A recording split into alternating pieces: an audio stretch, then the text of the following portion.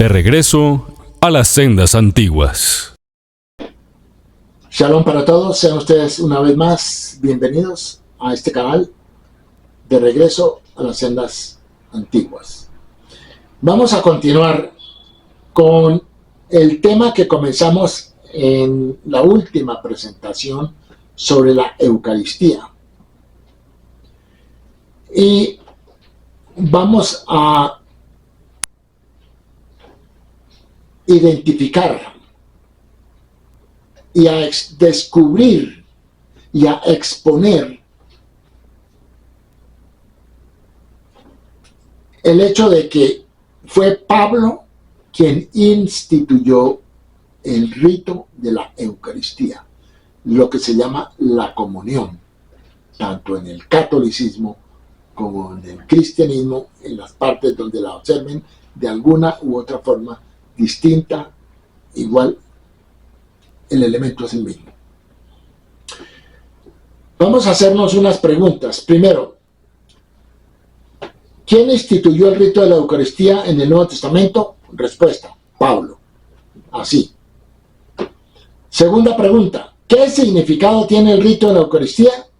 La Eucaristía tiene un significado de misticismo esotérico propio de las religiones de misterio, donde el iniciado era traído y se le hacía ingerir un elemento que lo convertiría en hacerse parte del cuerpo del ídolo que estaban adorando. Y también había una bebida, que era vino en la mayor parte de los casos. En el caso de Atis en Tarso era vino, y en el caso de Osiris en Egipto era cerveza, como si fuera la sangre de ese dios resucitado. Entonces era una forma de hacer pensar al iniciado de que él ahora era un creyente, que él ya era salvo y que por haber hecho esa comunión, entonces todos sus pecados serían perdonados. Igual era un estado de éxtasis que el creyente venía a sentir, y eso lo hacía como un miembro más de esa comunidad. Eso era un sistema de adoración y un culto pagano, idolátrico. Bueno, ahora, otra pregunta es: ¿por qué la divinización de Jesús en el rito de la Eucaristía contradice la figura de Jesús como el Mesías?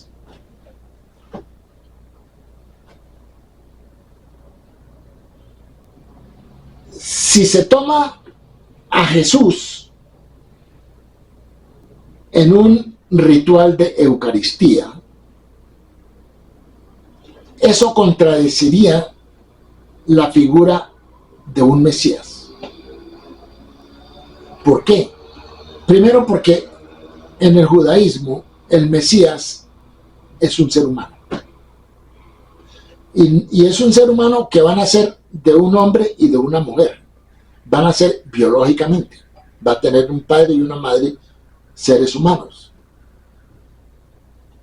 Y el Mesías no muere. Y el Mesías no resucita. Y el Mesías no va al cielo. Entonces,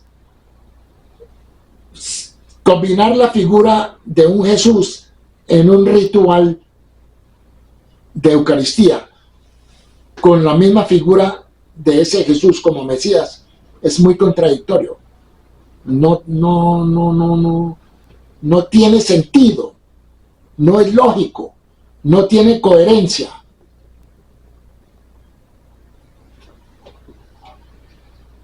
Bueno, la otra pregunta es la cuarta. ¿Tiene la práctica del rito de la Eucaristía algún origen bíblico desde el punto de vista de la Biblia hebrea? La respuesta es no. No hay absolutamente nada en la Biblia hebrea que se parezca a un ritual eucarístico. No hay.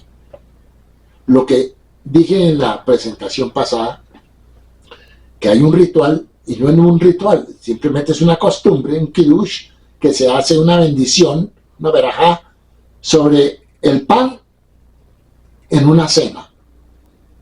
Se parte el pan y se reparte el pan. Y también con el vino se da una bendición agradeciendo a Dios por el alimento. Pero no hay nada más de eso.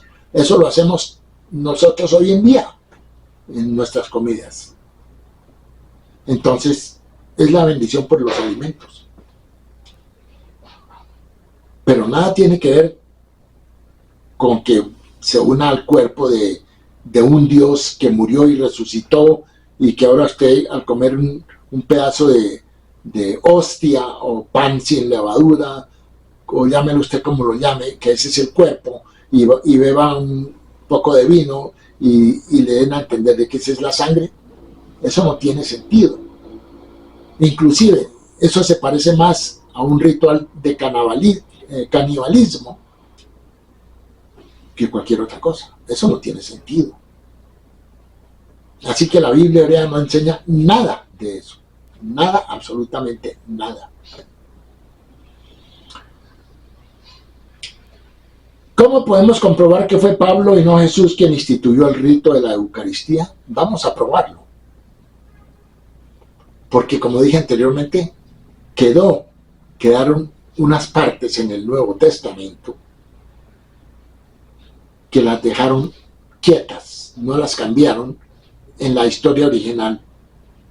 Y cuando ellos decidieron cambiar la historia, esas partes quedaron ahí.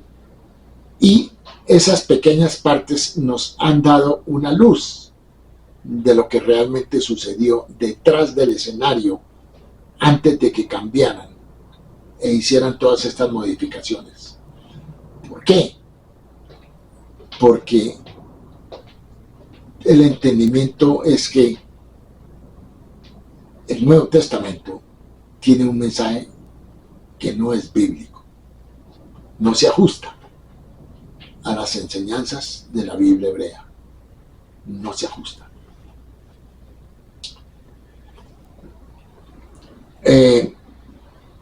¿Dónde entonces encontramos la primera expresión de la noción de que Jesús realmente instituyó el rito eucarístico como un sacramento regular en la iglesia cristiana? La afirmación más antigua de esto se encuentra en las epístolas de Pablo.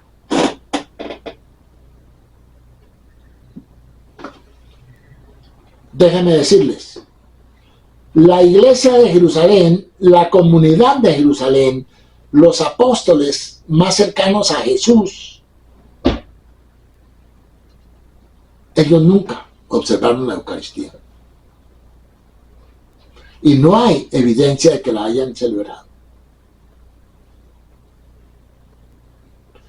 Inclusive si usted va al libro de los Hechos, capítulo 2, lo vamos a mencionar más adelante, capítulo 2, versículos 4 y 6, dice que ellos se reunían y partían el pan y compartían alegremente. Pero ahí no habla de ningún ritual eucarístico. No. Entonces, por eso se dice que la primera información de una Eucaristía como tal viene de Pablo. Porque ninguno de los apóstoles lo escribió. Está en los evangelios, pero venía de los escritos de Pablo. Porque ya los escritos de Pablo habían salido antes de que se escribieran los evangelios. La Eucaristía significa la incorporación mística del iniciado a la divinidad, comiendo el cuerpo y bebiendo la sangre de Cristo. Así de sencillo es. Tal ceremonia implica la deificación de Jesús y es completamente imposible reconciliar esto con una visión de Jesús como meramente un Mesías en el sentido judío. Como lo dije en la presentación pasada, usted no puede tomar una figura de un Jesús en una Eucaristía y coger esa misma figura y decir que es el Mesías, porque todo es muy contrario. Porque comenzando con que el concepto de Mesías es del judaísmo, Y en el judaísmo, nosotros sabemos que el Mesías tiene que ser un ser humano. Y que el Mesías no va a ir al cielo, porque eso no lo dice la Biblia hebrea. Ni dice que el Mesías va a morir, tampoco lo dice la Biblia hebrea. El Mesías prometido, ¿no? Porque hubo muchos tipos de Mesías. Los reyes eran Mesías, los profetas, todos los que fueran ungidos, eran en alguna forma ungidos.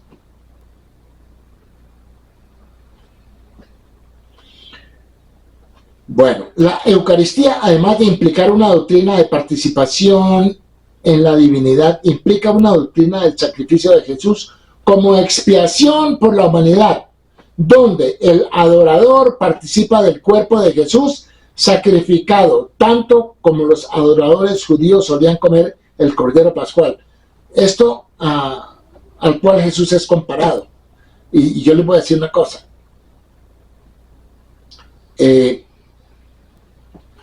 No hay ninguna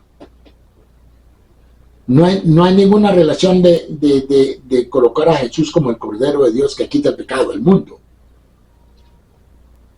con el Cordero Pascual que se instituyó en la salida de Israel de Egipto. Porque el Cordero Pascual fue sacrificado para castigar la idolatría de Egipto y como una señal de la liberación de la esclavitud. Pero el Cordero Pascual no tiene que ver con ningún pecado, ni los judíos lo comían con ningún tema de pecado. El Cordero Pascual era una costumbre que se hacía para conmemorar la salida de Egipto, pero no tiene que ver con nada de pecado, en absoluto. Tal concepto de la muerte de Jesús no puede conciliarse con ninguna variedad de judaísmo, porque equivale a la restauración del sacrificio humano, que para el judaísmo era anatema y maldición. Y sabemos que cuando el sacrificio de Isaac, Dios no permitió que Abraham sacrificara a Isaac. Y por eso el ángel lo detuvo. Entonces, ahí está la mejor señal de que en la Biblia hebrea los sacrificios humanos no son permitidos. Entonces, y ya hemos dicho anteriormente muchas veces que la muerte de Jesús no se puede considerar un sacrificio, porque no reúne los requisitos de sacrificio. Primero, por ser un ser humano, no podía dar su vida por nada, ni por nadie, ni siquiera por él mismo, porque el suicidio también está en contra de lo que enseña la Biblia, quitarse la vida. Y no era un sacrificio según el judaísmo, porque no era un animal, era un ser humano. Con eso nomás tiene para desvirtuarlo como sacrificio. Jesús murió en una cruz, no murió ni su sangre fue vertida en el templo, que era como se hacían los sacrificios. Tampoco fue, su sangre fue derramada en el suelo, como fuera, y murió en una cruz. La cruz era una forma de castigo romana, ni siquiera judía. Entonces, nada que ver con sacrificio. ¿Sacrificio de qué? Bueno, entonces, si bien es cierto que la idea de la expresión vicaria no es del todo ajena al judaísmo, anteriormente, tampoco hace parte del modelo de salvación. En el judaísmo, la salvación viene a raíz de la obediencia a los mandamientos. Viene a raíz de la caridad, del amor al prójimo. Pero el ser humano tiene que hacer algo. El ser humano tiene que participar. El ser humano tiene que tomar un interés y tiene que demostrar ese interés ante Dios. Y los pecados son perdonados a través del arrepentimiento. Dios no nos dejó ningún intermediario. Dios no nos dejó a nadie para que a través de esa persona nos comunicáramos con Él. No. Es a través del arrepentimiento que los pecados son perdonados en el judaísmo. Y si una persona no se arrepiente, pues sus pecados no le van a ser perdonados.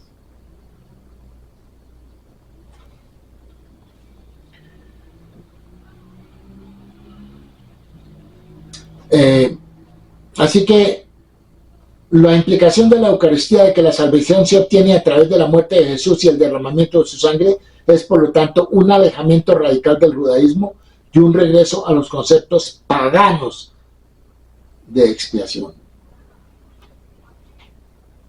Si la Eucaristía entonces, como se quiere probar aquí, fue instituida por Pablo y no por Jesús, tendríamos que decir que Pablo y no Jesús fue el fundador del cristianismo.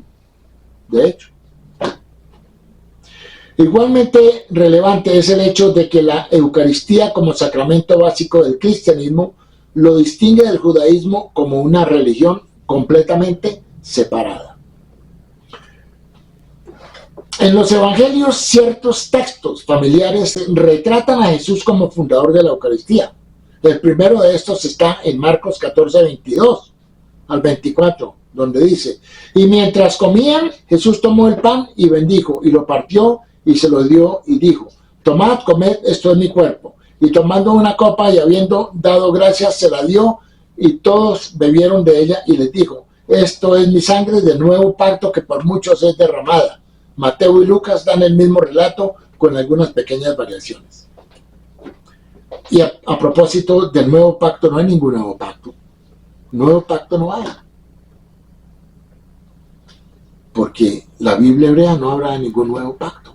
El nuevo pacto de Jeremías 31, eso es que tienes que ver es con Israel, con la casa de Israel y la casa de Judá. Y eso es un pacto, es una promesa que no se ha cumplido. Eso es verdadera mesiánica. Entonces, nuevo pacto no hay. Así que las mismas palabras que le pusieron en boca para que Jesús dijera, van en contra de lo que él mismo estaba enseñando. Lo que nos da a entender de que hay alguien detrás que está moviendo los hilos para que el mensaje saliera de una forma diferente, y pusieron a esta figura de un Jesús para que expresara todas estas cosas. Es una de las interpretaciones. Este relato forma parte de la historia de la Última Cena. Sin embargo, Juan curiosamente no menciona este incidente en su relato de la Última Cena, sino que vincula la idea eucarística a una fase muy diferente de la vida de Jesús, que obviamente ya lo leímos en la presentación pasada. En los evangelios sinópticos de Marcos, Mateo y Lucas, se representa a Jesús realizando una ceremonia como distribuyendo pan y vino a sus discípulos, pero no instituyendo un rito para ser observado por sus seguidores a perpetuidad. Repito, en los evangelios sinópticos de Marcos, Mateo y Lucas, se representa a Jesús realizando una ceremonia, distribuyendo pan y vino a sus discípulos, pero no instituyendo un rito para ser observado por sus seguidores a perpetuidad.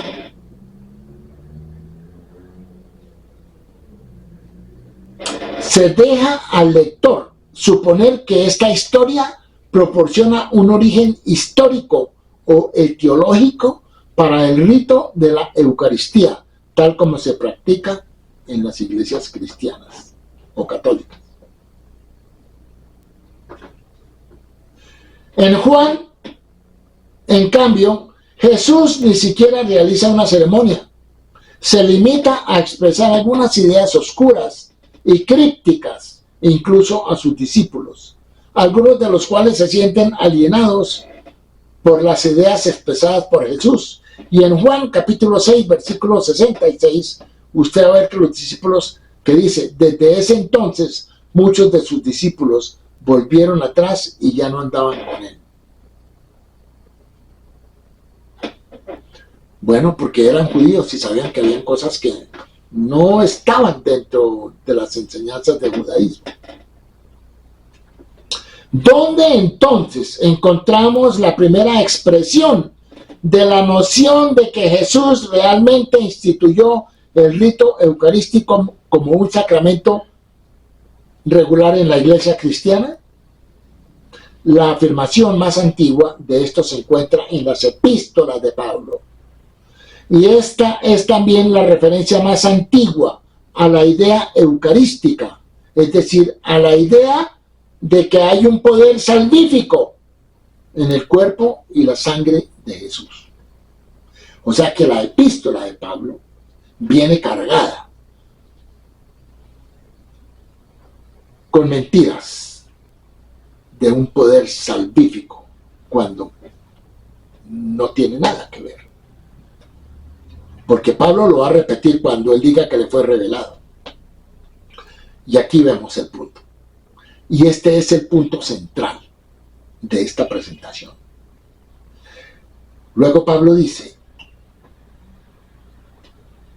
en 1 Corintios, capítulo 11, versículos 23 al 30.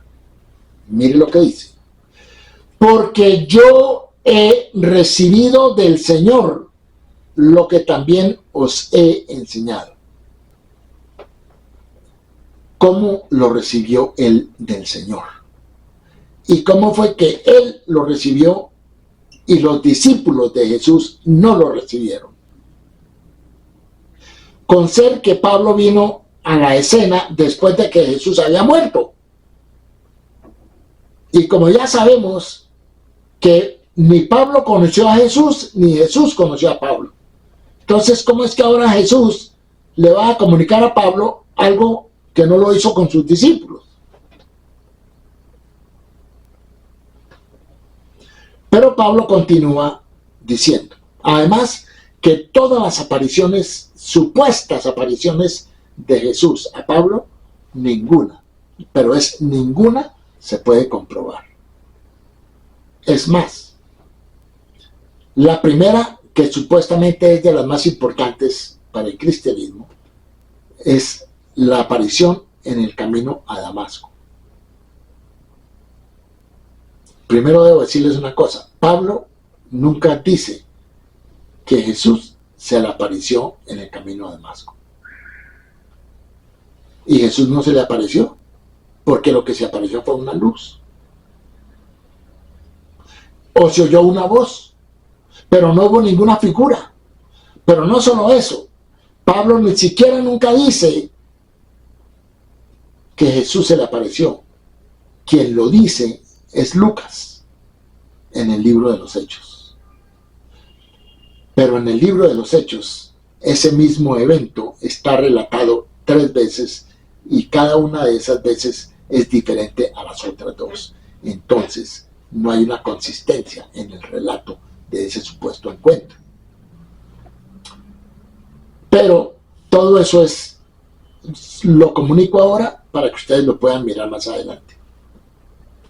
Pero continúo con la parte central de esta presentación, que es donde Pablo está autorizando el ritual de la Eucaristía.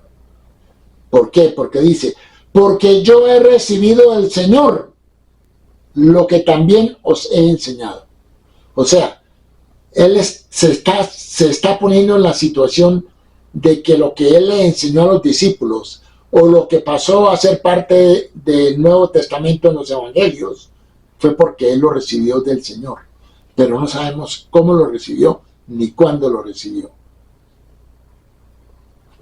Pero las dudas son 99% de dudas de que eso haya sucedido. Luego dice, que el Señor Jesús, la misma noche en que fue entregado, tomó pan y habiendo dado gracias, lo partió y dijo, tomad, comed, esto es mi cuerpo, que por vosotros es partido, haced esto en memoria de mí.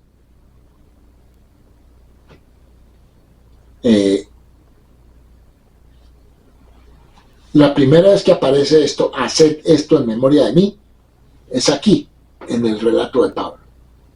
No aparece en los relatos de los evangelios. De la misma manera, tomó también la copa, después de haber cenado, diciendo, esta copa es el nuevo pacto en mi sangre, haced esto todas las veces, oiga, todas las veces que la bebáis en memoria mía. Eso es una adición de Pablo. Porque cada vez que comáis este pan y bebáis esta copa, la muerte del Señor anunciáis hasta que Él venga. Por tanto, cualquiera que comiere este pan o bebiere esta copa del Señor indignamente, será culpable del cuerpo y de la sangre del Señor. Pero pruébese cada uno a sí mismo y coma así de ese pan y beba de esa copa, porque el que come y bebe indignamente, condenación come y bebe para sí, sin discernir el cuerpo del Señor. Por eso hay muchos débiles y enfermos entre vosotros y muchos duermen. O sea, aquí como que está dando una lección sobre la Eucaristía. Y la está poniendo como un medio salvífico. Y está dando una enseñanza como si la hubiera recibido del mismo Jesús. Pero no hay ningún registro de una visión como estas. Y es algo que Pablo dice, pero no es comprobable. Pero es mucho más probable de que esto nunca haya sucedido.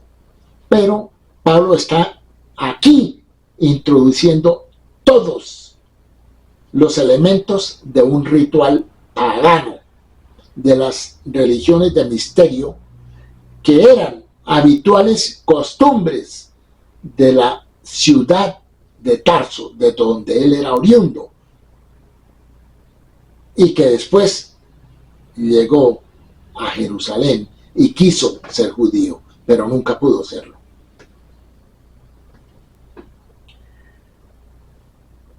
De este pasaje es abundantemente claro que Pablo mismo fue el inventor y el creador de la Eucaristía como idea y como institución de la Iglesia, porque Pablo dice muy claramente que la Eucaristía se funda en una revelación que él mismo recibió, donde dice, porque yo he recibido del Señor lo que también os he enseñado. Vale la pena decir otra cosa. Pablo y los apóstoles o discípulos de Jesús nunca se entendieron. Porque las enseñanzas de Pablo no tenían nada que ver con las enseñanzas de Jesús. Y por eso le mandaron a Pedro para que fuera y mirara si lo que él enseñaba era lo que estaba de acuerdo a lo que Jesús les había enseñado. Y Pablo se sintió descubierto y por eso tuvo que regañar a Pedro. Y a Pablo lo llamaron en el libro de los Hechos, capítulo 21, versículo 21 en adelante, para decirle que él estaba enseñando cosas que no eran. Entonces, siempre hubo un distanciamiento entre Pablo y los discípulos de Jesús. O sea, la comunidad de Jerusalén.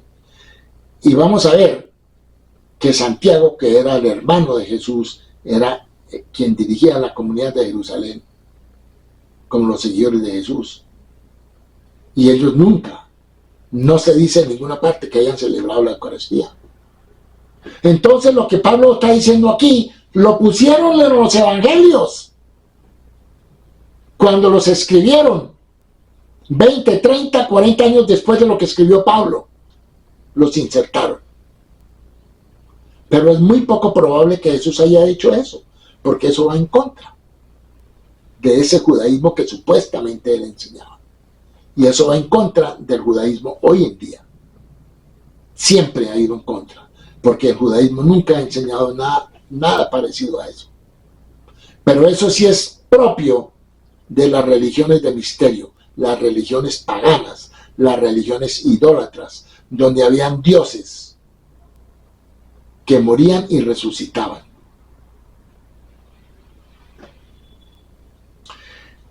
Ahora, el hecho de que Pablo diga aquí que recibió directamente del Señor es difícil de entender, ya que Pablo nunca conoció a Jesús, ni tampoco estuvo presente con ocasión de la última cena. O sea, Pablo ni siquiera estuvo en la última cena. Entonces, Pablo quiere decir, por revelación directa del mismo Jesús, en una de las muchas apariciones que Pablo afirma que le ocurrieron, pero sin ninguna evidencia. No hay evidencia.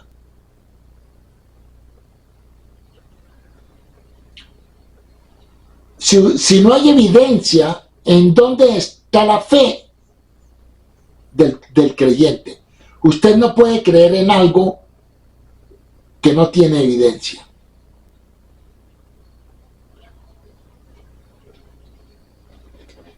Y la fe tiene que estar basada en el conocimiento. Y todo lo que usted vea en el Nuevo Testamento, no hay evidencia.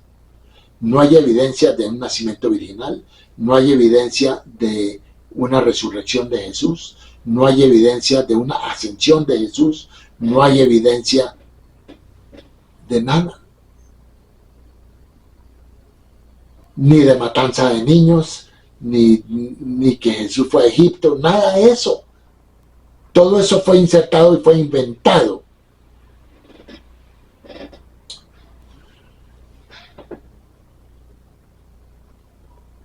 Así que los detalles de cómo Jesús instituyó la Eucaristía, o lo que Pablo llama la Cena del Señor, ha sido pasado por alto por todos los eruditos y escritores cristianos, de una manera que podría considerarse extraordinaria. Pero ojo, ¿por qué? Algunos se dieron cuenta y otros no. Otros se hicieron los de la vista gorda. ¿Por qué?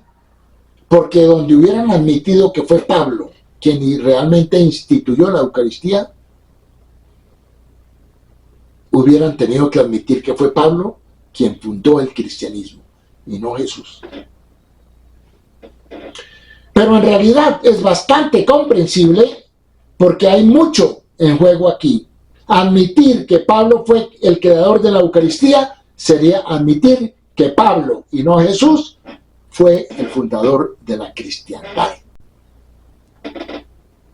Significa que el sacramento y misterio central del cristianismo, que lo distingue como una religión separada del judaísmo, no fue instituido por Jesús, sino por Pablo. Tampoco son las ideas que describen a este sacramento como la incorporación de los adoradores en el cuerpo del Cristo divino mediante un proceso de comer al Dios, parte de la perspectiva religiosa de Jesús. Él nunca enseñó eso. De hecho, ¿habría Jesús encontrado tales ideas repugnantes, aborrecibles, aunque no desconocidas, porque eran un aspecto bien conocido del paganismo, especialmente en sus manifestaciones de religiones misteriosas? Y es que hay que tener en cuenta que Pablo se consideraba un gnóstico, y la religión gnóstica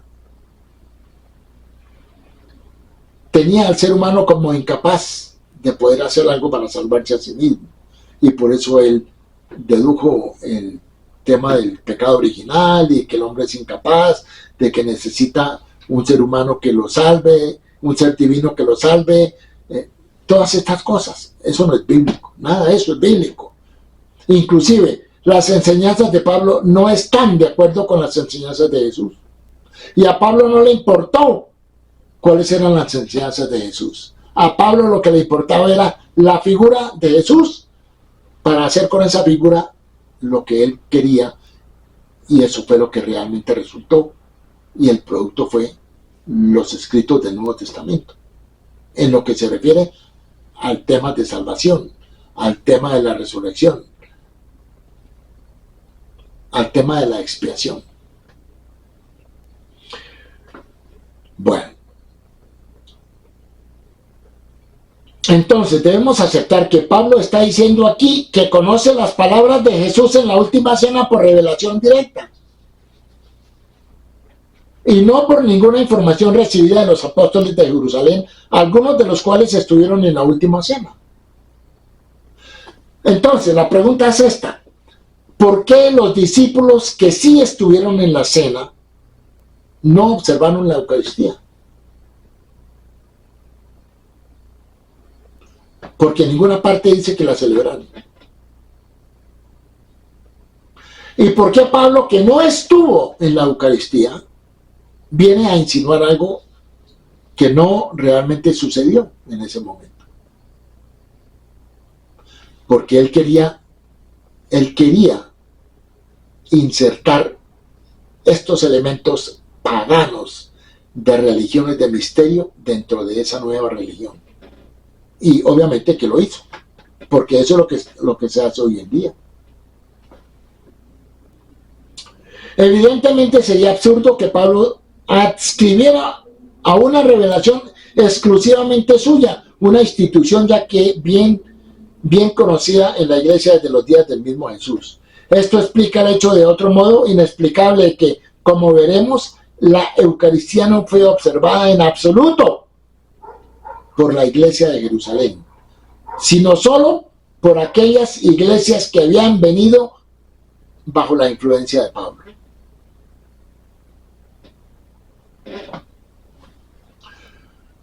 Porque si el mismo Jesús hubiera instituido la Eucaristía, se esperaría que fuera observada sobre todo por aquellos que estuvieron realmente presentes en la última cena. A menos que hubieran olvidado inexplicablemente las palabras de Jesús. Y necesitaba que se las recordara a través de una revelación especial dada a Pablo. Los evangelios, por supuesto, afirman que la Eucaristía fue instituida por Jesús, o al menos que como institución se basó en algo que Jesús hizo y dijo en la última cena. Pero debemos recordarnos una vez más que todos los evangelios fueron escritos unos 30 o más años después de las epístolas de Pablo. Y todos los evangelios fueron influenciados por las ideas de Pablo. Por supuesto, hay mucho en los evangelios que no se deriva de Pablo, especialmente en relación con la vida terrenal y la predicación de Jesús, que a Pablo no le importó eso, en la que Pablo no se interesó para nada. Pero aquí hay una pregunta incidente en la vida de Jesús, sobre el cual por una vez hay una estrecha correspondencia entre algo en las epístolas de Pablo y el relato de los evangelios. Es significativo que este incidente se refiera a una institución tan central para toda la cristiandad, tanto católica como cristiana, que tenía un fuerte motivo para atribuir su institución a Jesús, ya que de lo contrario tendría que admitir que Jesús no tenía intención de fundar una nueva religión. Y lo que podemos vislumbrar es que Jesús nunca se imaginó que iba a haber una religión que se fijara en él. Cuando él vino fue a predicar supuestamente cómo obedecer los mandamientos. Que si él pensó que era el Mesías y se equivocó, bueno, muchos judíos lo hicieron, pero que la figura de él fue utilizada por Pablo, sí, y de ahí viene esa combinación de elementos paganos que van en contra de las enseñanzas de la Biblia hebrea, que son el producto de esta nueva religión cristiana, que tiene elementos idolátricos, paganos, apócrifos, mezclados con una pequeña parte de un judaísmo mal interpretado. Eso es el cristianismo. Ese es el producto final que se llama cristianismo. Nos vemos forzados a concluir que la fuente de la cual los evangelios derivan su relato de la última cena, en sus aspectos eucarísticos, es de hecho el relato de Pablo, de su revelación sobre el asunto en Corintios.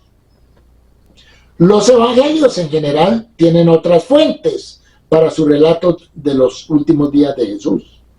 Pero los evangelistas, siendo miembros de una iglesia en la que la Eucaristía ya era centralmente importante y no teniendo otra fuente para la institución de la Eucaristía que el relato de Pablo, tuvieron que alejarse de sus fuentes habituales y recurrir directamente a Pablo para escribir en la historia algo que corresponde a lo que Pablo alega haber visto en su visión de la última cena, cuando ni siquiera estuvo ahí.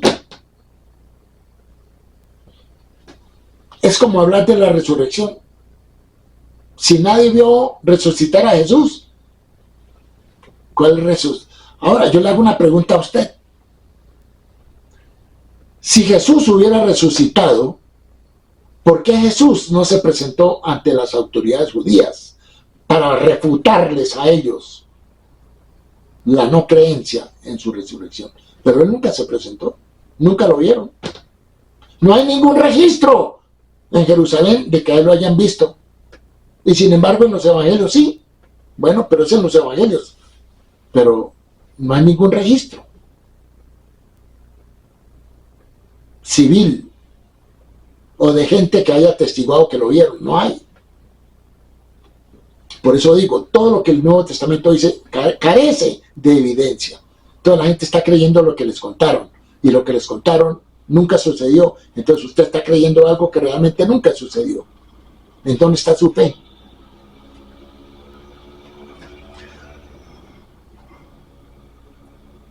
Aunque los evangelios sinópticos siguen de cerca el esquema del relato de Pablo, no van tan lejos como Pablo al atribuir a Jesús la institución real del rito eucarístico.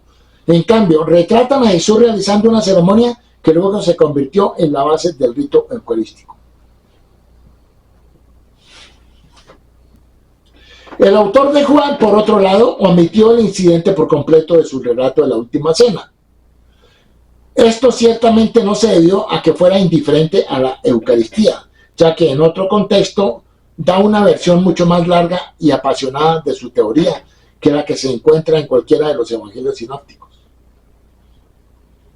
haciéndola esencial para alcanzar la vida eterna y evidentemente considerándolo como un misterio de incorporación a lo divino, al igual que en los cultos de las religiones de misterio. La omisión de Juan sobre el tema de la última cena debe significar que no estaba familiarizado con las epístolas de Pablo, en la que el tema se adjunta a la última cena por primera vez. Sin embargo, como miembro de una iglesia en la que la práctica de la Eucaristía se consideraba esencial para la salvación, aunque sin saber que esta doctrina venía de Pablo, incluyó una larga defensa de la institución como parte de la predicación de Jesús, que no fue. Por lo tanto, todos los evangelios brindan algún tipo de base en la vida de Jesús para el rito eucarístico del cual Jesús, en un hecho histórico, nada sabía, nunca llegó a saber que eso se había dicho de él, o que lo fueran a poner a decir eso.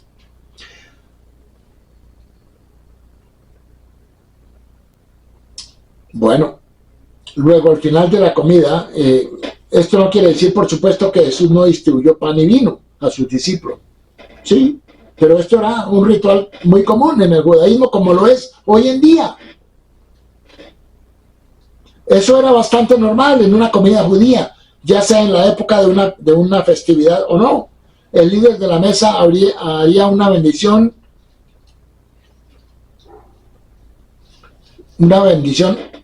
que es el significado original de la palabra Eucaristía, y luego partiría una hogaza de pan y pasaría un trozo a todos en la mesa.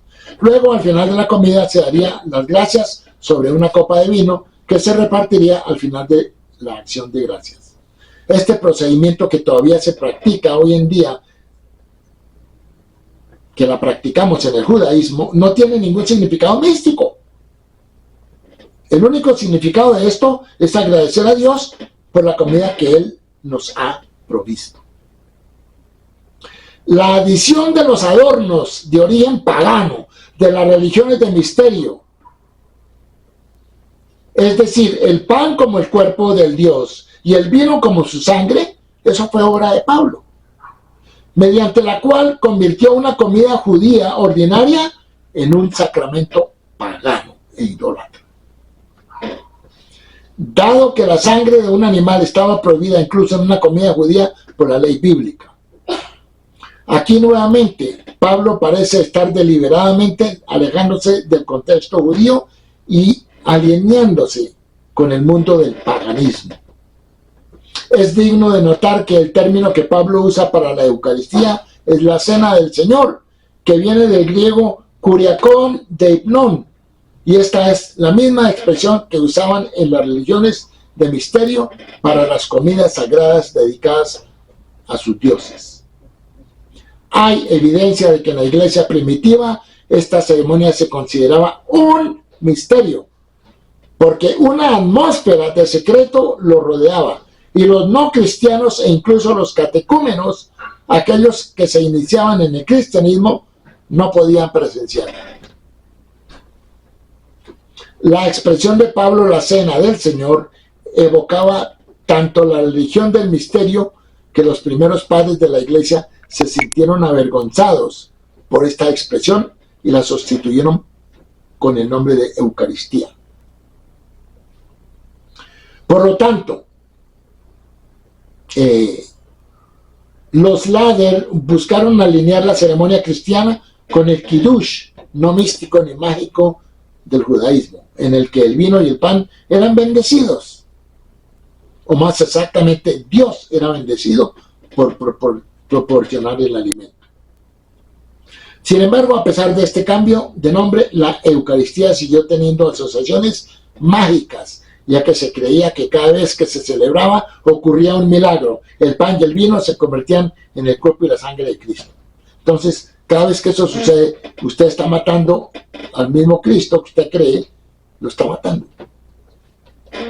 Este significado mágico existía desde la primera institución del rito por Pablo, como se puede ver en sus expresiones acerca del efecto mágico de la correcta realización del mismo. Cuando él dice, porque el que come y bebe indignamente, come y bebe condenación para sí mismo, sin discernir el cuerpo del Señor. Y luego él dice que por eso hay muchos débiles y enfermos. O sea, le echa la culpa que la gente esté enferma por eso. Inaudito. Sin embargo, ni siquiera Pablo deseaba separar por completo su nueva religión con su nuevo rito de comunión del judaísmo. Aunque dio autoridad al nuevo rito por medio de una visión, no fue su propia autoridad la que citó, sino la de Jesús. Por lo tanto, habría aprobado el esfuerzo realizado más tarde en los evangelios y los hechos para derivar la doctrina de Pablo, incluida la Eucaristía de Jesús, y asimismo minimizar el papel del propio Pablo.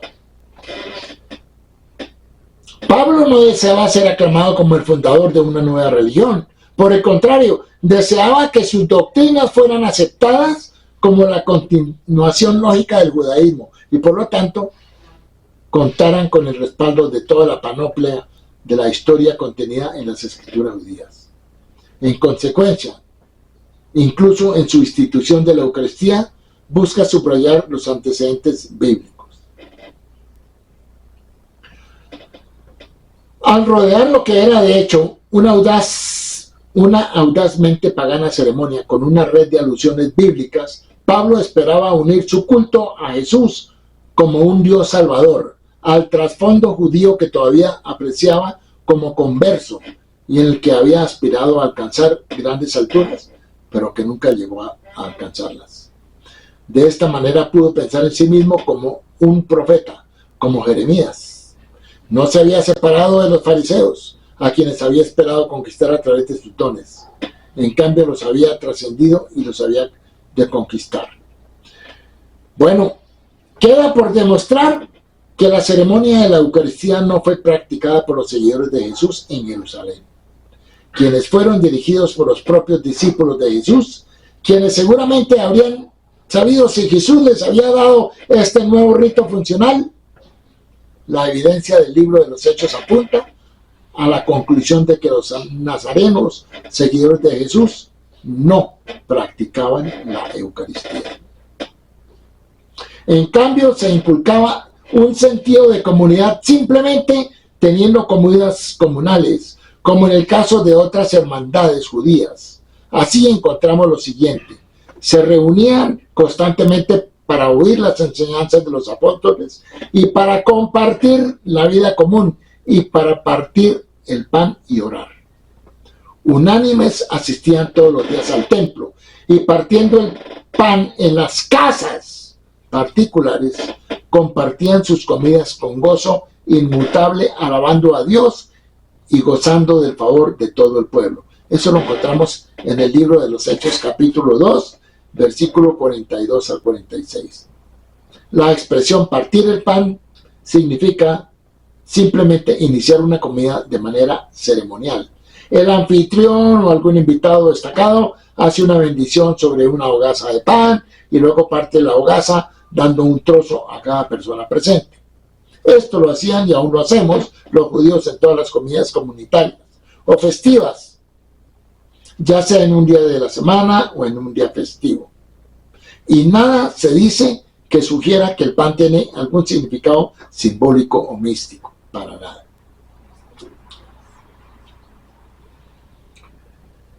Bueno, sin embargo, todo esto es simplemente un ejemplo de lo difícil que es reescribir la historia. Ojo, lo difícil que es reescribir la historia sin dejar rastros reveladores de la historia original.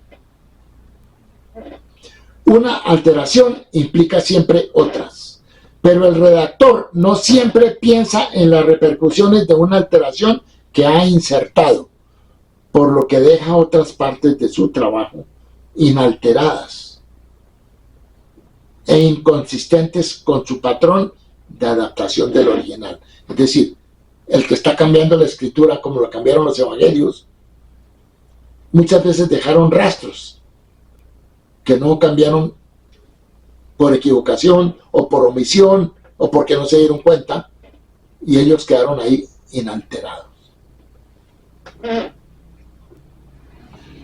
Una revisión de la evidencia confirma que Pablo y nadie más fue el creador de la Eucaristía.